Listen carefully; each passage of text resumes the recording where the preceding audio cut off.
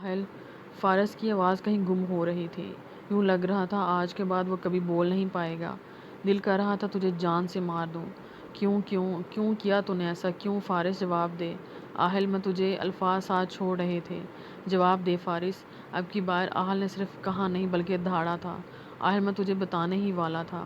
میں تجھے بتانا چاہتا تھا لیکن فارس ایک پھر اپنی صفائی کے لیے الفاظ کا چناؤ کر رہا تھا۔ بتانے والا تھا لیکن بتایا تو نہیں نا۔ نہیں بتایا نا تو نے مجھے۔ پتہ اس 2 کے گھٹیا انسان آج مجھے میری اوقات بتا کر گیا ہے۔ میری عزت 2 کوڑی کر گیا۔ خاک میں ملا دیا سب کچھ جس شخص سے میں اپنی عزت بچانے کی خاطر میں نے مشک کو اپنا بنایا تھا۔ اگر میں چاہتا تو اسے زبردستی بھی نکاح کر سکتا تھا، لیکن صرف اور صرف اپنے گھر کی عزت بچانے کے لیے میں نے اس سے نکاح کیا۔ لیکن آج اس کے ہاتھوں میں ذلیل ہو گیا۔ اسے میری کمزوری مل گئی ہے جس کے بلبوتے پر اب وہ مجھے بلیک میل کر رہا ہے۔ آہل شاہ افندی ہار گیا تھا، ایک ہارے ہوئے جواری کی طرح اپنی ہار تسلیم کر رہا تھا۔ آہل میں تجھے بتانے والا تھا، میرا یقین کر، میں نے کچھ بھی غلط نہیں کیا اس کے ساتھ، میں محبت کرتا ہوں اس سے۔ فارس نے جیسے خود کو پرسکون کرنا چاہا تھا۔ کیا بولا؟ آہل شاہ افندی کے مضبوط ہاتھوں سے ایک زوردار پنچ فارس کے منہ پر پڑا تھا۔ غصے کی آگ آہل کو اندھا کر رہی تھی، اپنے حواس کھونے لگا تھا۔ آہ! ایک دردناک ہلکی سی چیخ فارس کے منہ سے برآمد ہوئی تھی۔ ماتھے سے خون کی ننھی ننھی بوندیں زمین پر گر رہی تھیں۔ پہلے مجھے لگتا تھا تیرے بدلے بدلے انداز مجھے کھٹکا رہے تھے۔ مجھے شک ہونے لگا تھا لیکن میں نے خود کو غلط ثابت کیا، خود کو غلط ٹھہرایا۔ کیوں؟ کیونکہ میں تجھ پر آنکھ بند کر کے بھروسہ کرتا تھا۔ تو نے کاش ایک بار مجھے خود بتایا ہوتا تو آج مجھے اس قدر شرمندگی کا سامنا نہیں کرنا پڑتا۔ دراصل تجھ جیسے لوگوں کو اتنا سر نہیں چڑھانا چاہیے، ایک نہ ایک دن اپنی اوقات دکھا ہی دیتے ہیں۔ تو نے مجھے دھوکہ دیا ہے، میری پیٹھ پیچھے مجھ پر وار کیا ہے۔ تجھے کبھی معاف نہیں کروں گا فارس، کبھی نہیں۔ کاش مجھے ذرا سا علم ہوتا تو اتنا غلیظ ہے کبھی تجھے منہ بھی نہ لگاتا۔ آہل شاہ افندی غصے کی آگ میں جل کر خاک ہو گیا تھا۔ آنکھوں میں ایک عجیب سا اضطراب تھا۔ جن آنکھوں میں ہمیشہ اپنے عزیز دوست کے لیے محبت ہوتی تھی، چمک ہوتی تھی، آج انہی آنکھوں میں بے یقینی تھی، نفرت تھی، شدید نفرت۔ آج کے بعد میرے آفس میں نظر بھی آیا تو بہت برا ہوگا۔ Get out, I said get out. Aahil Shah Afandi کا یہ انداز کس نے دیکھا تھا؟ کون یقین کرتا ہے اپنے دوست کے لیے ایسا رویہ اختیار کرنا؟ بچپن کا ساتھ پل بھر میں ٹوٹا تھا۔ فارس خالی خالی نظروں سے اپنے مقابل کھڑے شخص کو دیکھ رہا تھا، جیسا اب بھی کوئی امید باقی ہو، جیسے ابھی وہ کہے گا مذاق کر رہا تھا یار۔ خیر یہ وہ الفاظ کہیں کھو سا گیا تھا۔ خون کی بوندیں اب بھی زمین پر ٹپک رہی تھیں، لیکن زخموں کی پرواہ کس کو تھی؟ آج آہل شاہ افندی کی وجہ سے اس تکلیف پہنچی تھی جو کبھی خود زمین پر بیٹھ کر اس کے زخموں پر مرہم رکھتا تھا، لیکن تب اور آج میں بہت فرق تھا۔ چلا جا تو ورنہ دھکے دیکھ کر نکلوا دوں گا۔ فارس، اس کی طرف دیکھنا آہل شاہ افندی کے لیے سب سے مشکل ترین کام لگ رہا تھا۔ ٹھیک ہے جا رہا ہوں، لیکن میری بات یاد رکھنا آہل شاہ افندی، میں نے تمہاری بہن کو کبھی کوئی نقصان نہیں پہنچایا، نہ سوچ سکتا ہوں۔ ایسا محبت کرتا ہوں اس سے اور کرتا رہوں گا۔ ایک آخری الوداعی نظر اپنے دوست پر ڈال کر لمبے لمبے ڈھک بھرتا وہ جا چکا تھا۔ شاید قسمت کو یہی منظور تھا۔ ایک لمبی پرسکون سانس لے کر آہل نے خود کو پرسکون کرنا چاہا تھا۔ سر ٹائم ہو گیا ہے میٹنگ کا۔ وہ لڑکی پھر سے وہاں پر موجود تھی۔ آپ چلیں میں آتا ہوں۔ آہل نے اسے جانے کا اشارہ کیا۔ Okay sir. وہ لڑکی جا چکی تھی۔ غائب دماغی سے اس نے بمشکل میٹنگ اٹینڈ کی تھی۔ ایک عجیب سی بے چینی تھی، دل کر رہا تھا سب کچھ تہس نہس کر دے۔ ایک لمحے میں اس کا دل چاہا اس سارے منظر سے ہمیشہ ہمیشہ کے لیے غائب ہو جائے۔ بلا وجہ گاڑی روڈ پر مسلسل 1 گھنٹے سے دوڑا رہا تھا، جیسے کوئی منزل ہی نہ ہو۔ فارس کیا ہوا میری جان؟ یہ چوٹیں کیسی ہیں؟ ماں ہونے کے تحت ان کا فکر مند ہونا لازمی تھا۔ امی، یکا فارس کی آنکھوں میں آنسو امڑ گئے تھے۔ کسی معصوم چھوٹے بچے کی طرح وہ اپنی ماں سے لپٹ گیا تھا۔ کیا ہوا ہے فارس؟ بتاؤ مجھے، اس کی امی نہایت فکر مندی سے پوچھا تھا۔ امی میں نے آہل کو کوئی دھوکہ نہیں دیا، میں اسے دھوکہ دینے کا سوچ بھی نہیں سکتا امی، وہ مجھے دھوکے باز کہتا ہے۔ اسے لگتا ہے میں نے اسے دھوکہ نہیں دیا امی، میری بات کا یقین کریں، بات تو 100% سچ تھی لیکن کون یقین کرتا؟ میری جان کیا ہوا ہے؟ کھل کر بتاؤ مجھے، بہت فکر ہو رہی ہے۔ انہوں نے فارس کا ہاتھ تھام کر کہا تھا۔ امی سے پتہ چل گیا میں بریرہ سے محبت کرتا ہوں، لیکن وہ کہتا ہے میں نے کھیل کھیلا ہے، میں نے اسے دھوکہ دیا ہے۔ بیٹا ہر بھائی اپنی بہن کے معاملے میں بہت حساس ہوتے ہیں، وہ بھی ایک بھائی بن کر سوچ رہا ہے، انہوں نے سمجھانا چاہا تھا۔ نہیں امی، وہ مجھے دھوکے باز کہتا ہے، میں تو سمجھتا تھا وہ یقین کرے گا مجھ پر، میری بات سنے گا، لیکن وہ تو مجھے دھوکے باز سمجھتا ہے۔ فارس کی آنکھوں میں بے یقینی تھی۔ نہ میری جان، اس طرح نہیں کہتے، جا کپڑے بدل کر آ، میں کھانا لگاتی ہوں۔ ایک محبت سے بھرپور بوسہ انہوں نے فارس کی پیشانی پر ثبت کیا تھا۔ بھائی آپ کے لیے کھانا لگاؤں؟ اہل کے گھر میں داخل ہوتے ہی بریرہ نے خوش دلی سے پوچھا تھا۔ کوئی جواب دینے کے بجائے اس نے ایک اجنبی بے حد اجنبی نگاہ اس نے اپنی بہن پر ڈالی تھی، جو اس کے یقین کے پرخچے اڑا رہی تھی۔ کوئی جواب دیے بغیر وہ سیڑھیاں چڑھ گیا تھا۔ شاید اسے تنہائی کی طلب ہو رہی تھی۔ آ گئے تم، میری کالز کیوں نہیں پک کر رہے تھے؟ اہل نے جیسے کمرے میں قدم رکھا تھا، مش نے شکایتوں کی بارش کرنی شروع کر دی تھی۔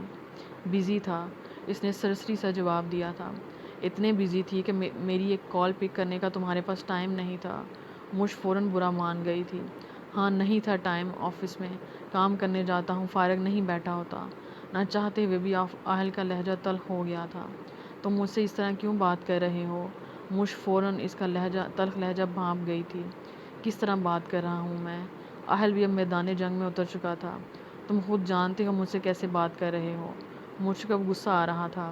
میں اسی طرح بات کرتا ہوں، بہتر ہوگا تم عادی ہو جاؤ۔ ٹائی کی نوٹ کھولتے ہوئے اس نے بیزاری سے کہا تھا۔ ہوا کیا ہے تمہیں؟ اس کی حالت دیکھ کر مجھ کو تھوڑی حیرانگی ہو رہی تھی۔ کچھ بھی نہیں، سو جاؤ تم، حکم دیا گیا۔ اور تم کیا کرو گے؟ مش نے چونکتے ہوئے پوچھا۔ مجھے کچھ ضروری کام ہے، تھوڑی دیر بعد سوؤں گا۔ اہل ایک نظر اس پر ڈال کر فوراً نظریں چرا گیا تھا۔ وہ نہیں چاہتا تھا اس کی حالت کا سب کو علم ہو۔ ٹھیک ہے، تم کھانا نہیں کھاؤ گے؟ مش نے یاد آنے پر فوراً پوچھا تھا۔ نہیں، بھوک نہیں ہے، اہل نے جیسے جان چھڑائی تھی۔ ٹھیک ہے، مش نے کچھ غیر دماغی سے جواب دیا تھا۔ اس نے پہلی بار اہل کا ایسا رویہ دیکھا تھا۔ ہمیشہ نکھرا سا اہل شاہ افندی آج بکھرا سا لگ رہا تھا۔ نہ جانے رات کے کس پہر مش کی آنکھ کھلی تھی۔ اہل کو نہ پا کر اسے تھوڑی حیرت ہو رہی تھی۔ تم ابھی تک جاگ رہے ہو؟ مش چل کر اس کے پاس آ گئی تھی۔ کام بہت تھا اس لیے، صاف جھوٹ بولا گیا تھا۔ تم اسموکنگ کر رہے ہو؟ ایشٹرے میں رکھے گئے ان گنت سگریٹ کو دیکھ کر مش کو شدید حیرت ہو رہی تھی۔ اس نے پہلی بار اسے اسموکنگ کرتے ہوئے دیکھا تھا۔ ہاں، کبھی کبھی جب موڈ ہوتا ہے، اہل منہ سے دھواں اڑا کر زخمی سی مسکراہٹ کے ساتھ جواب دیا تھا۔ اتنی زیادہ سگریٹ تم نے کش کی ہے، پتہ ہے کتنا نقصان دہ ہوتا ہے؟ مش نے ہاتھ بڑھا کر اہل کی انگلیوں میں پھنسا سگریٹ چھین لیا تھا۔ مش پلیز تنگ نہ کرو، جا کر سو جاؤ۔ ہونہار نظروں سے اس نے مش کی طرف دیکھا تھا۔ اہل پلیز، مش نے بے بسی سے اسے دیکھا تھا جو ایک بار پھر سے سگریٹ جلا رہا تھا۔ مش جاؤ یہاں سے، اہل نے اب سختی سے کہا تھا۔ کیوں جاؤں؟ میں نہیں جاؤں گی۔ اور تم نے یہ کیا حلیہ بنا رکھا ہے؟ ہوا کیا ہے؟ مش چل کر اس کے قریب ہی صوفے پر بیٹھ گئی تھی۔ یہی تو چاہیے تھا اہل شاہ افندی کو، کسی سہارے کی ہی تو ضرورت تھی اسے اپنے غم بانٹنے کے لیے۔ اسے کس ساتھی کی ضرورت تھی؟ ایک ہارے ہوئے جواری کی طرح وہ مش کے شانے پر اپنا سر رکھ دیا تھا، آنسوں کو ضبط کرنے کی بھرپور کوشش کر رہا تھا۔ اہل، کیا ہوا ہے؟ مش نے ہولے سے پوچھا تھا۔ مش، تم جانتی ہو فارس میرا واحد اور سب سے اچھا دوست تھا، میں اسے بھائی کی طرح مانتا تھا، لیکن اس نے یہ کیا کر دیا؟ اس نے مجھے دھوکہ دیا ہے، میری بہن کے ساتھ محبت کا کھیل کھیلا ہے، سوچے سمجھے بغیر کہ وہ میری بہن ہے۔ کیوں کیا اس نے ایسا سب کچھ مجھ سے چھپا کر، جبکہ میں اسے بار بار پوچھتا تھا کوئی پسند ہے تو بتا دو، لیکن تب بھی اس نے نہیں بتایا تھا۔ جانتی ہو وہ 2 ٹکے کا علی آج میری غیرت کو للکار کر گیا ہے، میری بہن پر انگلی اٹھا کر گیا ہے۔ اہل نے سب کچھ مش کو بتا دیا تھا۔ آنکھوں میں آنسو آ گئے تھے جسے چھپانے کی ناکام کوشش کی جا رہی تھی۔ اہل، تمہیں نہیں لگتا ان سب میں تمہاری بھی کوئی غلطی ہے؟ 2 محبت کرنے والوں کے بیچ ہم کیا کر سکتے ہیں؟ ہم کیسے انہیں الگ کر سکتے ہیں؟ اہل، فارس تمہارا دوست ہے، تمہیں ایک بار سمجھنا چاہیے تھا، سوچنا چاہیے تھا ہم کون ہوتے ہیں یہ فیصلہ کرنے والے، کون کس کے لیے پرفیکٹ ہے۔ مش کی پوری حمایت فارس اور بریرہ کے ساتھ تھی۔ تم نہیں سمجھو گی، اہل نے بے یقینی سے اسے دیکھا تھا۔ میں سمجھتی ہوں اہل، کیونکہ میں جانتی تھی یہ سب۔ مش نے مسکرا کر یہ دھماکہ کیا تھا۔ واٹ؟ اہل غصے سے اس کی آنکھوں میں اپنا عکس دیکھ رہا تھا۔ ہاں، لیکن مجھے جلد ہی پتہ چلا ہے، اور سچ بتاؤں مجھے بہت خوشی ہوئی تھی یہ سب جان کر۔ مش خوشی سے بتا رہی تھی، اہل کے چہرے کے تاثرات دیکھے بنا۔ اہل، وہ دونوں ایک دوسرے سے محبت کرتے ہیں، چاہتے ہیں ایک دوسرے کو، پھر ہم ہوتے کون ہیں انہیں الگ کرنے والے؟ دیکھو اہل، جس طرح تم نے مجھے اتنی تکلیف دی ہے، مجھے جس طرح اپنا بنایا ہے، شکر کرو فارس نے تمہاری بہن کے ساتھ ایسا کچھ نہیں کیا۔ سوچو پھر وہ تم سے کتنا اچھا ہے۔ محبت کے معاملے میں تمہیں لگتا ہے تم اپنی جگہ بالکل ٹھیک تھے، سب کو ایسا ہی لگتا ہے ہم اپنی جگہ ٹھیک ہیں۔ اسی طرح فارس کو بھی اپنی جگہ بالکل ٹھیک لگ رہی تھی۔ مش ہولے ہولے اس کے بالوں میں انگلیاں پھیر کر سمجھانے کی کوشش کر رہی تھی۔ آہل، مش نے ہولے سے اس کا نام پکارا تھا، لیکن تب تک آہل غنودگی میں جا چکا تھا۔ فارس پلیز کال پک کر لو۔ یہ 101 مرتبہ فارس کے موبائل پر کال کی گئی تھی، لیکن اس بار بھی بریرہ کو ناکامی کا سامنا کرنا پڑا۔ فارس تمہیں ہو کیا گیا ہے؟ کال پک کرو۔ بریرہ منہ ہی منہ میں بڑبڑائی تھی۔ وہ کمرے میں رات کے 2 بجے تک فارس کے موبائل پر ٹرائی کرتی رہی، لیکن جواب ندار تھا۔ آہل اٹھ بھی جاؤ، آفس نہیں جانا کیا؟ موش اسے جگانے کی مسلسل کوشش کر رہی تھی۔ میری جان کچھ دیر اور سو لینے دو، آہل جیسے اجازت مانگی تھی۔ بالکل بھی نہیں، چپ چاپ اٹھو ورنہ میں ابھی اس جگ کا پانی تمہارے منہ پر انڈیل دوں گی، موش نے گویا دھمکی دی تھی۔ بڑی ظالم بیوی ہو، دیکھو کیسے گزارا ہوتا ہے اس معصوم کا۔ آہل بیڈ کراؤن سے ٹیک لگا کر بیٹھ چکا تھا۔ ہاں بڑے معصوم، شکل دیکھی ہے اپنی؟ موش نے اسے شرم دلانی چاہی تھی۔ روز ہی دیکھتا ہوں، ماشاءاللہ، خدا نے بڑی فرصت میں بنایا ہے مجھے، آہل نے مسکرا کر خود کی تعریف کی تھی۔ تبھی تو اتنی بری ہے۔ موش بیڈ سے اٹھ گئی تھی شاور لینے کے ارادے سے۔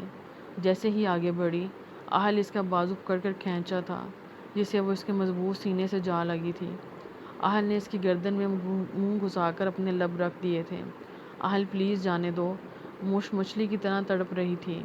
یار کبھی تو رومانٹک ہونے دیا کرو، تم ہمیشہ رومانٹک رہتے ہو، میں کون سی تمہاری خواہشات پوری کروں، موش نے جھنجھلاتے ہوئے کہا تھا۔